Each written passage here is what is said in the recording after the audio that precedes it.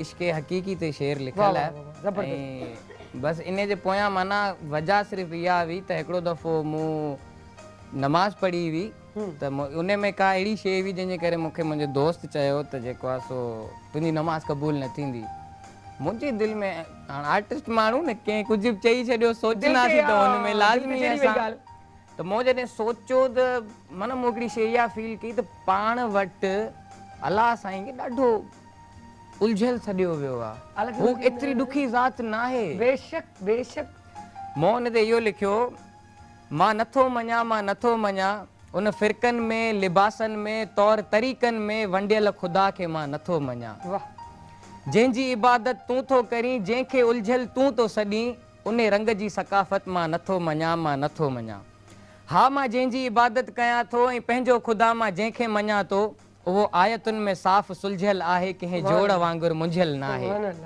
रस्ता सभिनि साफ़ हुन जा, बस को सही राहूं सुञाणे। रस्ता सभिनि साफ़ हुन जा, बस को सही राहूं सुञाणे ऐं निवड़त पंहिंजे पाण में आणे। हू तंहिं लाइ आसान जवाब आहे, न त का गैर मुकम्मल तहक़ीक़ आहे। आख़िरी लाइन मूं हिन में इहा लिखी, हू कंहिं तिलावत जो मोहताज न आहे, हू कंहिं सच जो समझो आकाश आहे। हू कंहिं तिलावत जो मोहताज न आहे, हू कंहिं सच जो समझो आकाश आहे। हू बस यकीन जी ताक़त घुरे थो मन में। अलाह साईं तव्हां खां सिर्फ़ु यकीन जी ताक़त थो घुरे मन में। हू बस यकीन जी ताक़त घुरे थो मन में, सा वरी मौजूद आहे जिन में।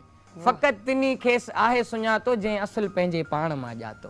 वाह सुभान अल्लाह, छा ॻाल्हि कजे, एॾो ज़बरदस्त, एॾी गहराई सां सोचण त आउं नथी सम्झां त तव्हांजी मंज़िलुनि में का रुकावट अचे, जॾहिं बि तव्हां पंहिंजो ज़ामिन या पंहिंजे अल्लाह सां कनेक्शन जोड़ींदा आहियो त ऑटोमेटिकली तव्हांजा रस्ता पाण साफ़ थींदा, छो जो तव्हांजे दिलि जो जेको ईअं चऊं न मिनरल पाणी जेको पीअणो हूंदो आहे, तीअं उहो अंदरां खां सॼो सिस्टम साफ़ सुथिरो थी वेंदो आहे। जंहिंमें तव्हां हुनजो ज़िक्र कंदा आहियो, तव्हां हुनजी तरफ़ गामज़न थी वेंदा आहियो।